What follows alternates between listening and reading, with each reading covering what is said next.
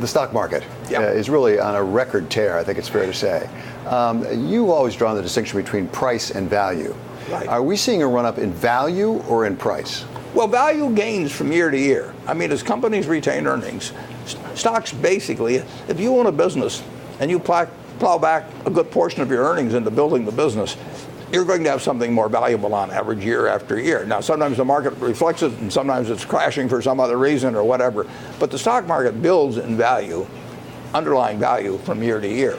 And it's grown a lot. I bought my first stock when the Dow was just under 100 when I was 11 years old, and look where it is now. Well, look at where it is right now, because one of the things you take a look at to measure it is the total value of the stock market compared to GDP. Right. And if you look at that graph, it's at the high point. It's the highest it's been since the tech crash back in the late 90s, as a practical matter. Does that mean we're overextended? Is this a better time to be fearful rather than greedy? I'm buying stocks, but I'm not buying them because I think they're going to go up next year.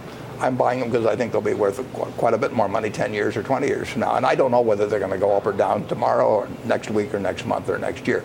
I do know they're good businesses. And in relation, you have to measure investments in relation to each other. And your alternative for most people is fixed income. And you get 3.02% or something like that for 30 years. So would you rather invest in a company that's earning 15 or 20% on their invested capital and compounding, or would you rather have a 3% bond which can never earn more than 3% while you own it?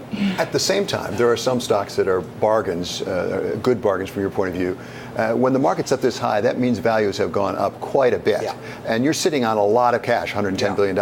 As a practical matter, don't we have to have more fear in the marketplace before you're really deploying a lot of that cash? Well, I love it when there's, I don't love it for the country as a whole, but I mean, that creates prices that make me want to shovel out the money as fast as I can.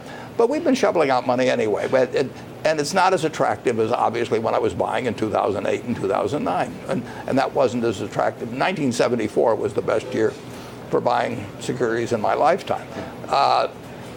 That'll happen from time to time, but you can't sit around and wait for it. You're never going to catch the bottom anyway, and everybody will be terrified at that time. We keep buying as long as we find something that's attractive to us, an attractive business at a reasonable price. And I love it if it's a really juicy price, but I still keep buying.